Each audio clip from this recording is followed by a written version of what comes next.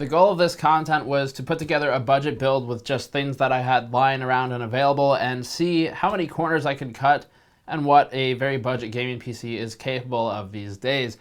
Could have cut a few more corners. A cheaper motherboard, for instance, would have certainly dropped price by $10 or so, maybe 15, but I didn't have any in stock. I did, however, have an Athlon X4 845, which is just about the cheapest gaming grade CPU currently on the market. It's a $68 CPU or thereabouts. And we also had a GTX 1050, about $110, $115, and opted for a $50 Corsair case, 50 after a rebate anyway. So that's the 200R. So this build is looking at really how does it perform, and if you wanted to spend about, in this instance, $467 on a PC, what should you expect from it in terms of gaming frame rates, power draw, thermals, and boot times? Now there's a few things here. As stated again, we've got an Athlon X4 845, that's $68. There's a GTX 1050 Gaming from EVGA, $115. An Asus A88X Plus, which includes a free copy of Doom, I suppose, if you care about that, and an 8GB kit of 2133 MHz Corsair Vengeance Pro memory that I benchmarked years ago. That's pretty cheap now. And then the case that's on the table. There's also a 500 watt EVGA 80 Plus white power supply for about $38. And interestingly, this system could actually be run with a lower wattage power supply. That's something we talked about in the GTX 10 series, the 1050 and the 1050 Ti specifically. Those two review pieces talk about the power supplies now and how you could technically run a 300 watt PSU and power this thing just fine, even if you're pushing the CPU and the GPU pretty hard through gaming scenarios. But the power supply market for those cheaper power supplies is really not that mature yet. I mean, they've been around for a while, but these are things that are often the really cheap, no brand Chinese power supplies that are $20 and you'd really be better off not buying at all and going with something a bit more expensive and overkill, quote unquote, on the wattage. Or the price just doesn't really quite line up with things. So using a 500 watt PSU, it's a bit overkill, but it's not that bad. And if you ended up upgrading maybe to an i3 with a higher end GPU or just whatever, any kind of upgrade, there will be headroom for it in the future. As for storage, you've really got one main option, but there's an optional option. It's a lot of options. The main option, of course, is a 7200 RPM hard drive at 1 terabyte. You can get those from Seagate, you can get those from Western Digital. They tend to be $50 to $60 at this point. Pretty darn cheap and a lot of storage. So that's kind of where you generally go for this type of build. The optional version would be something like an SSD. I picked up an M7V Plexor SSD. They are $50 for 128 gigabytes right now, which is pretty darn cheap. Not the cheapest I've seen, but pretty good considering the performance of the M7V. And the reason I picked that up, my kind of thinking with this, is because I've been doing this long enough that I'm okay with waiting on upgrades and things like that. I would rather have a stable OS drive that I don't have to worry about refreshing later if my plan is to get an SSD after I get a hard drive. I'd rather have a stable OS that I don't have to screw with if I upgrade and invest money later in other components. Now, the alternative to this, of course, and it's a good point to make, is that if you buy something like a $50 hard drive, you could invest that $50 you would also spend on an SSD, because you probably need two. You need one for storage and one for your OS, because 128 gigabytes is decent, but you can't fit many games on that. So you probably need two. That $50 extra, of course, you could put towards an i3 CPU. That would boost performance pretty reasonably. You could put it towards a GPU. I would put it toward the CPU in this case, but still, M7V is what I went with just because I am a bit spoiled by SSDs at this point, so I wanted to test with one of those. We're also sticking with AMD's stock, quote-unquote, near-silent solution for the CPU, since the X4 845 really doesn't need anything more powerful than that, and it's a bit cheaper that way. The entire build took me about 30 minutes, obviously a bit of experience here, but after cable management time, the build itself, getting it in the case, it was about half an hour of work, so pretty trivial to set up. Let's start the test with thermals, then noise, then FPS. For full testing methodology, as always, check the link in the description below. Our thermal values are delta T over ambient, so add your own house ambient temperature into the results to get an idea for performance in your environment. For most houses, it's probably about 70, 72 Fahrenheit, which would be about 20, 21, 22 Celsius.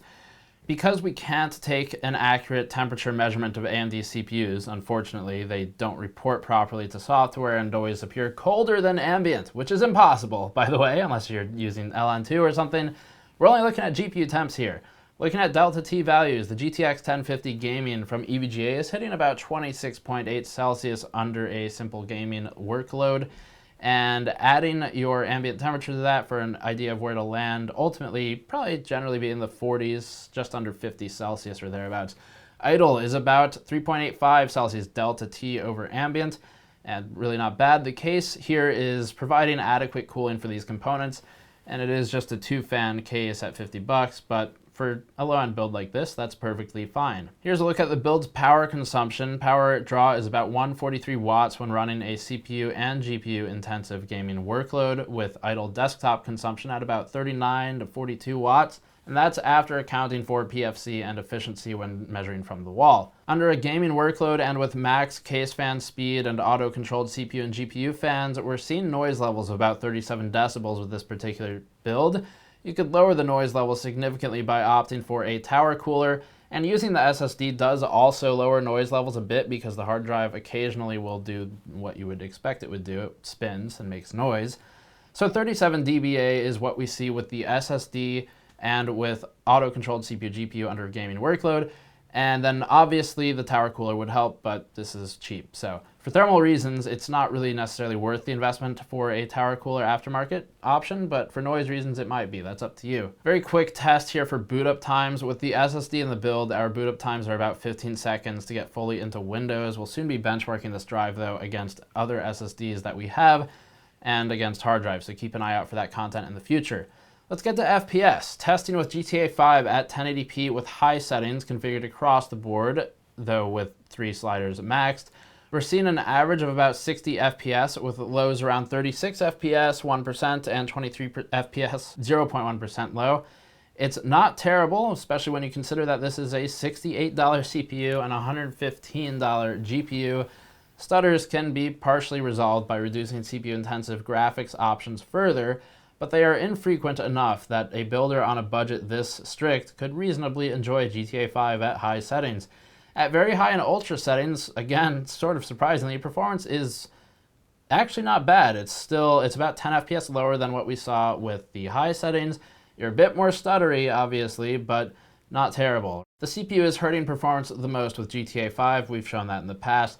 Let's look at Overwatch. We're seeing an average FPS output of an impressive 75 with Overwatch, though the low metrics do hurt the system's ability to avoid stuttering during more intense battles.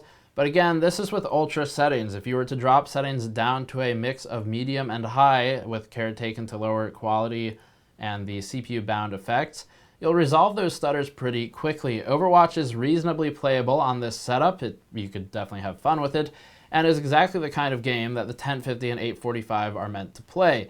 Just know that you'll have to reduce settings down to, again, a mix of medium and high. Speaking of games that these devices are meant to play, Battlefield 1 is not one of those. It is definitely the opposite, but I still tested it because it's a new game and I was curious. We're seeing performance with 1080p medium settings at around 47 FPS average, 26 FPS 1% lows, and 20 FPS 0.1% lows. The dips in frame times and frame rate are definitely noticeable here. We saw about an 8 FPS improvement moving from ultra at 39.7 FPS to medium, but you might still have to shift down to low settings, and even then, you'd be dealing with difficulties when running multiplayer. If you have your heart set on Battlefield 1, it's probably best to invest a bit more in something more powerful. An i3 would be a good start. We show that in our CPU benchmark for Battlefield 1, as would a 1050 Ti. Both of those would be capable of playing at about 60 FPS with ultra settings at 1080p, a bit below depending on your multiplayer matchups. An RX 470, of course, would be another good option, but it is stepping a bit higher in the price area. Dota 2 is next. It's got medium settings at 1080p and produces an average FPS of 61.7, with lows hovering around 35 and 19 FPS. Really, again, not bad overall, though with occasional stutters. Dota is a bit harder to control for with the stutters. We've generally noticed that it's not as consistent in its frame times as some other games we test, but you can still account for some of that in these settings by fine-tuning for the CPU. And next, with Doom at 1080p and medium settings in OpenGL, we're seeing an FPS output of about 50.3 average, 21 in the 1% lows, 18 in the 0.1% lows. And remember, this is a game that was provided free with one of the components. Vulkan negatively scales with this particular setup and isn't worth showing. We tested it with Ultra against OpenGL at Ultra, and it negatively scaled. So you should be running OpenGL for this particular game and system. So then the question, of course, is this type of system worth building? It's pretty cheap. Like I said, if you were going to do this yourself, this is a good starting point for a system guide. I'll have all the links in the description below. You could opt for a bit lower end motherboard. I did use this one because we had it and because it will fully support the memory spec, and that's actually beneficial in some titles depending on what you're looking at. And you could probably shave a few bucks off, maybe in the video card department, $5 saved if you go for Zotac instead of EVGA. So yeah, it could be dropped probably to about $450 pretty safely. And that's without getting bad, untrustworthy power supply or things entering into the territory of components that will more likely die without actually putting any load on them that's severe enough to kill a normal component. So this is a safe baseline for a cheap build, under $500. Is it worth it? Depends on what you're doing. So Overwatch and Dota 2 performed pretty decently. The lows were kind of iffy depending on which game you're looking at and what settings. Those can be mostly accounted for. All these titles really had kind of poor low performance depending, again, on the settings. But if you end up opting more towards medium settings and take care to look through and sort of step down anything that's CPU bound, because that's the big limiter here, then it would be fine. And the average FPS for things like GTA, Overwatch, and Dota is great. For all three of those titles, it just becomes a minimums game. And GTA 5, the minimums were actually pretty bearable when actually playing the game and looking at it more heuristically. It's pretty tolerable. So not a bad build.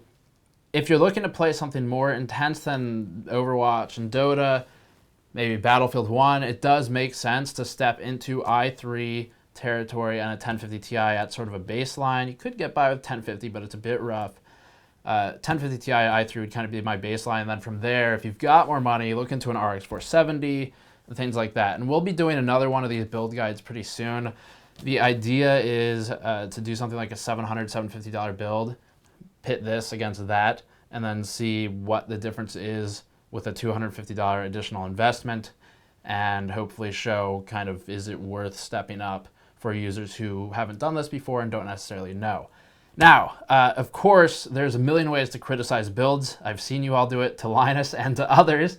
There's a lot of ways to build a computer. That's the cool thing about PC building. So like I said, these components are off the shelf here. You could opt for a different case. You could opt for a different power supply. Whatever you want to do, feel free to do that. But that's what I put together. It's pretty cheap. I would recommend it to a friend who's playing pretty lightweight games, but other than that, it's a step up. So thank you for watching. As always, Patreon link in the post-roll video. I know this content was a bit lighter, but technically a holiday tomorrow or today when the video goes live, so have a good one of those if you're in the US. Subscribe for more. I'll see you all next time.